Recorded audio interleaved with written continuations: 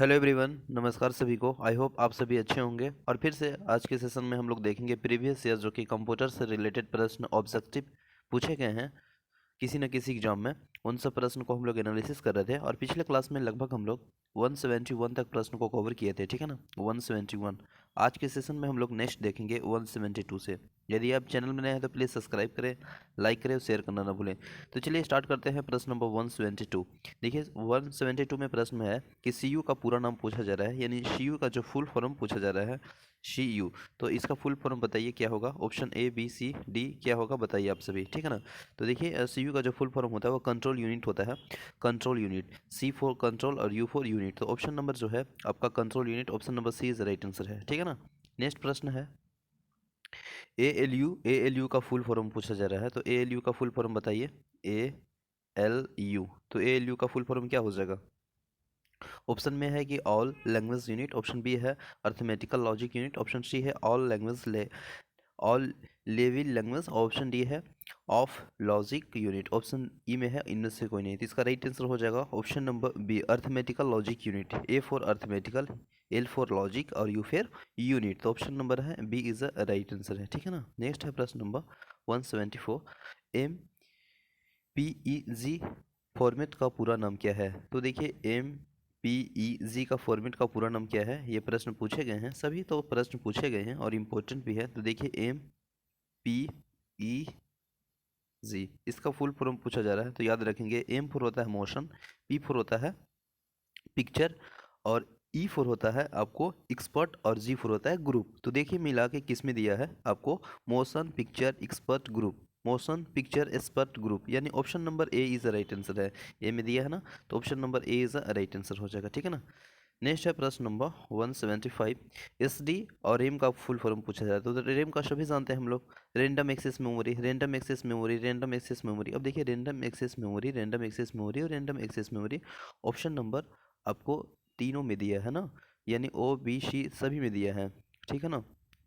तो यहाँ पे देखना है कि एस डी का फुल फॉर्म क्या होगा। अगर एस डी को पता चल जाएगा तो हम लोग देख लेंगे सही।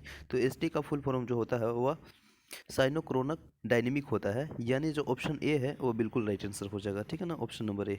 नेक्स्ट है प्रश्न number 176। D D R, D D R और रेम का फुल फॉर्म पूछा जा रहा है। तो डी डी आर है ना, तो डी डी आर देख लेंगे। तो रेम को तो पता ही है सभी को। रेम का फुल फॉर्म होता है क्या जी, रेंडम एक्सेस मेमोरी। तो रेंडम एक्सेस मेमोरी यहाँ पे दिया है, यहाँ पे भी दिया है रेंडम एक्सेस मेमोरी, है ना। फिर आपको यहाँ पे भी दिया है, यहाँ पे दिया है, लेकिन हम लोग को डी डी आर का देखना है। तो डी डी आर का जो फुल फॉर्म होता है D for double, D for data और आर फॉर रेट, यानी double data rate random access memory. इसका राइट आंसर हो जाएगा double data rate random access memory, option number A is the right answer, है ना। Next है प्रश्न number 177। इसमें है कि कंप्यूटर में सभी भागों के बीच सामंजस्य स्थापित करता है। तो कंप्यूटर के सभी भागों, सभी पार्ट में जो सामंजस्य यानी संतुलन बनाए रखता है एक दोनों के बीच, वह कौन सी है। लॉजिकल यूनिट है, कंट्रोल यूनिट है, अर्थमेटिकल लॉजिक यूनिट है, ये सभी है, इनमें से कोई नहीं। ऑप्शन नंबर क्या होगा बताइए। तो इसका राइट आंसर हो जाएगा आपका कंट्रोल यूनिट, है ना। Control unit is the right answer, option number B is the right answer हो जाएगा, है ना। कंट्रोल यूनिट आपका सामंजस्य बैठाए रखता है कंप्यूटर के बीच। नेक्स्ट प्रश्न है सी पी यू, सीपीयू का कार्य फंक्शन पूछा जा रहा है। तो इसमें देखिए ऑप्शन ए में दिया है आपका, ऑप्शन ए है कि इनपुट तथा आउटपुट डिवाइस को नियंत्रित करना, डाटा को तत्कालीन रूप से इससे स्टोर करना, ऑप्शन सी है निर्देशों को पढ़ना और आदेश देना, ऑप्शन डी है ये सभी और इनमें से कोई नहीं। तो इसका राइट आंसर क्या होगा बताइए। बिल्कुल सीपीयू का जो है फंक्शन कार्य है वो इनपुट और आउटपुट डिवाइस को नियंत्रण करना, कंट्रोल करना, है ना। डाटा को तत्कालीन रूप से स्टोर करना, तत्कालीन रूप से स्टोर करना इन द सेंस कि तुरंत में तत्कालीन रूप से उसको स्टोर करना, यानी अपना कैपेबिलिटी के अनुसार स्टोर करना, निर्देशों को पढ़ना और आदेश देना, इंस्ट्रक्शन को पढ़ना, आदेश देना, है ना, नोटिस करना और ये सभी। तो इसको बिल्कुल जो राइट आंसर है option D is the right answer हो जाएगा इनमें से सभी, ठीक है ना। आप सीपीयू का फुल फॉर्म कमेंट में लिखेंगे, ठीक है। नेक्स्ट प्रश्न है 179। इनपुट का आउटपुट में रूपांतरण किया जाता है। तो देखिए इनपुट के आउटपुट में रूपांतरण किया जाता है कैसे। ऑप्शन ए है आपका मेमोरी द्वारा, ऑप्शन बी है पेरिफेरल द्वारा, ऑप्शन सी है सीपीयू के द्वारा, ऑप्शन डी है इनपुट तथा आउटपुट द्वारा और इनमें से कोई नहीं। तो इसका राइट आंसर हो जाएगा बताइए इनपुट का जो इनपुट का आउटपुट में रूपांतरण किया जाता है किसके द्वारा? ऑप्शन नंबर जो है वो सीपीयू के द्वारा। बिल्कुल राइट आंसर है ऑप्शन नंबर सी, ठीक है ना, option number C right answer है। नेक्स्ट है प्रश्न नंबर 180। देखिए यहाँ पे है कंप्यूटर के भाग जो जोड़, घटाव, गुणा, भाग तथा तुलनात्मक कार्य करता है। तो कंप्यूटर के भाग जो जोड़ता है, घटाता है, गुणा भाग करता है।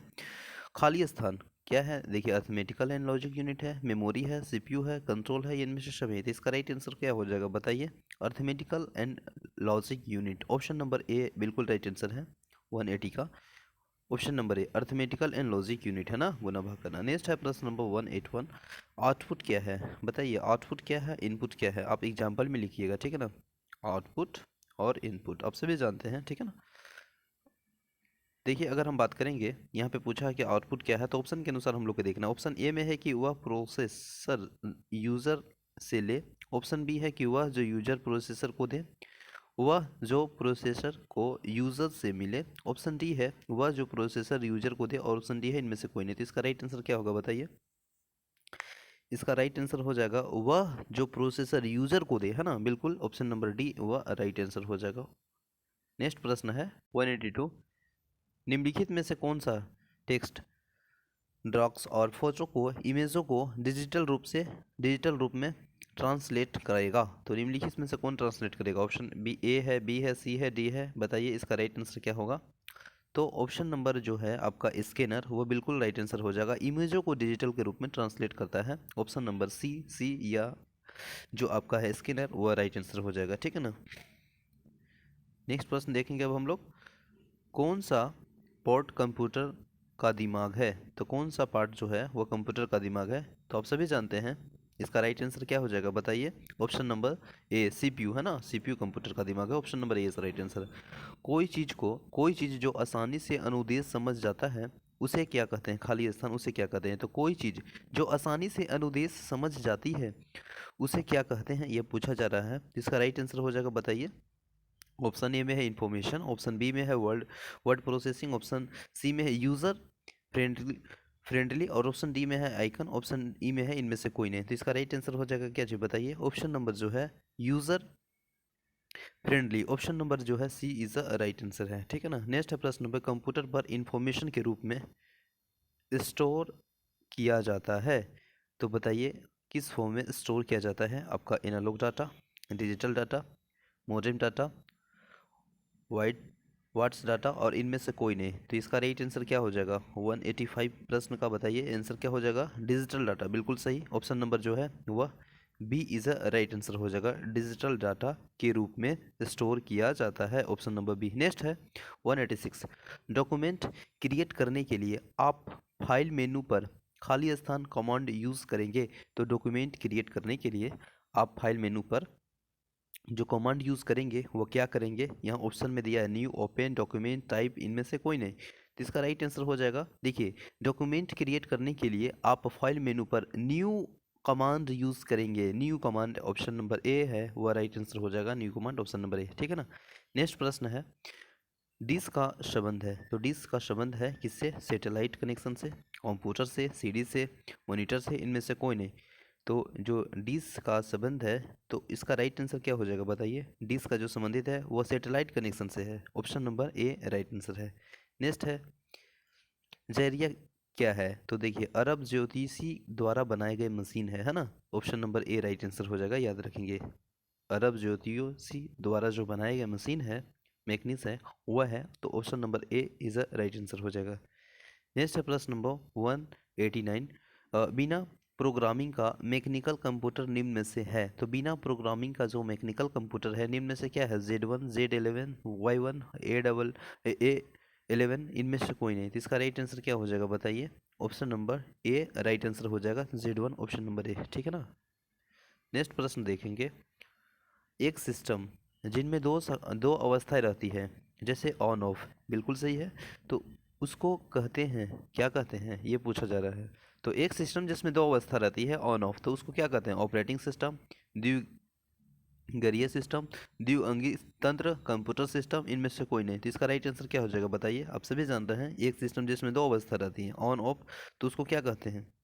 तो उसको सिंपल सी बात है, उसको कहते हैं कंप्यूटर सिस्टम। ऑप्शन नंबर जो है वो D is the right answer हो जाएगा, option number D is the right answer हो जाएगा, ठीक है ना, कंप्यूटर सिस्टम। नेक्स्ट प्रश्न 191, डिजिटल कंप्यूटर को किस देश ने विकसित किया?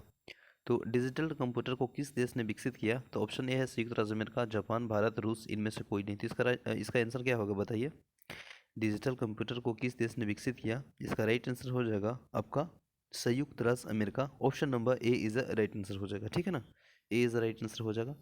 नेक्स्ट प्रश्न नंबर 192, सुपर कंप्यूटर के साथ किस प्रकार के प्रोसेसिंग स्पीड मेजरमेंट जुड़ा होता है? तो सुपर कंप्यूटर के साथ जो आपका प्रोसेसिंग स्पीड मेजरमेंट जुड़ा रहता है वो आपका रहता है, ऑप्शन ए गीगा हर्ट्ज में, सेकेंड पर सेकेंड, ऑप्शन सी है फ्लॉप्स, ऑप्शन डी है मेल, इनमें से कोई नहीं। तो इसका राइट आंसर क्या हो जाएगा बताइए आप लोग? और जो सुपर कंप्यूटर के साथ जो प्रोसेसिंग स्पीड मेजरमेंट जुड़ा रहता है वो किस फॉर्म में रहता है, किस रूप में रहता है, वह पूछा जा रहा है। किस साथ मतलब कंप्यूटर के साथ किस प्रकार से प्रोसेसिंग करता है? तो इसका राइट आंसर हो जाएगा आपका, बताइए कमेंट कीजिए आप लोग, फ्लॉप्स, यानी option number C is the right answer हो जाएगा, ठीक है ना, फ्लॉप्स के साथ में ऑप्शन नंबर सी। नेक्स्ट है प्रश्न नंबर 193। 193 में देखेंगे हम लोग कि डिजिटल कंप्यूटर की कार्य पद्धति का सिद्धांत है। तो डिजिटल कंप्यूटर कार्य की पद्धति का सिद्धांत है गणना, तर्क, मापन, ऑपरेटिंग सॉफ्टवेयर, इनमें से कोई नहीं। तो डिजिटल कंप्यूटर की कार्य पद्धति का सिद्धांत है, अब बताइए किसमें इसका राइट आंसर हो जाएगा? गणना, तर्क, मापन, ऑपरेटिंग सॉफ्टवेयर। तो डिजिटल कंप्यूटर कार्य पद्धति का जो सिद्धांत है वह आपका ऑप्शन नंबर गणना और तर्क, यानी ए इज अ राइट आंसर हो जाएगा, ठीक है ना, ए इज अ राइट आंसर हो जाएगा, ठीक है। नेक्स्ट है प्रश्न नंबर 194, कॉमर्शियल कंप्यूटर निम्न में से है। तो कॉमर्शियल कंप्यूटर निम्न में से कौन है? आपका मार्क वन है, इनियक है, इडसेक है, यूनिफेक है। तो ऑप्शन नंबर इसका राइट आंसर क्या होगा बताइए? यूनिफेक, option number D is the right answer हो जाएगा, यूनिफेक, ठीक है ना। यूनिफेक का फुल फॉर्म अगर पूछ लिया जाए तो आपका जवाब क्या होगा अब बताइए? UN, है ना, IVAC। इसका कमेंट बॉक्स में आप इसको लिखेंगे, नेक्स्ट डे हम इसको फुल फॉर्म बता देंगे, ठीक है ना। तो आई होप सेशन अच्छा लगा होगा। Thank you so much for watching this session, मिलते हैं नेक्स्ट सेशन में। जय हिंद।